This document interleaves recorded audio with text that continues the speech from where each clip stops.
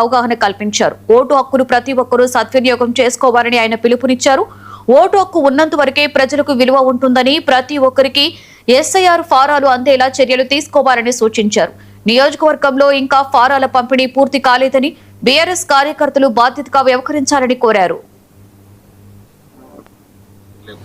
Voter నమోదు కార్యక్రమాన్ని BRS party పక్షాన ప్రజలకు పెద్ద ఎత్తున అవగాహన కల్పించడానికి ఇక్కడ ప్రజల్ని మా అంబేద్కర్ నగర్లో కొంతమందిని కలవడం జరిగింది.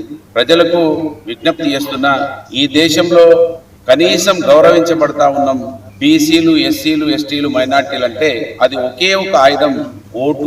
ఆ ఓటే లేకపోతే ఈ దేశంలో 78 సంవత్సరాల తర్వాత కూడా మనల్ని మనుషులుగా కూడా చూడరనేది ఇప్పటికి కూడా మనకు కనబడతా ఉంటుంది.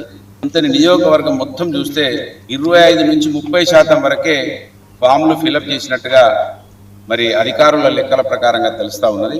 దయచేసి పెద్ద ఎత్తున ముఖ్యంగా బలహీన వర్గాలు ఈ కార్యక్రమాన్ని వినియోగించుకోవాలి.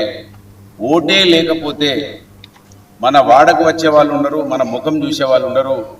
అందుకే బాబాసాహెబ్ అంబేద్కర్ ఆ రోజు ఈ దేశంలో పుట్టిన ప్రతి మనిషికి ఓటు ఉండాలని కొట్లాడి, కాంగ్రెస్ పార్టీ ఆ రోజు నెహ్రూ, గాంధీలు డబ్బున్న వాళ్లకు, ఇన్కమ్ ట్యాక్స్ కట్టే వాళ్లకు, భూములున్న వాళ్లకు, చదువున్న వాళ్లకు ఓటు ఉండాలంటే లేదు ఇంకా 100 సంవత్సరాలైనా మా వర్గాలకు ఆ పరిస్థితుల్లో రావు.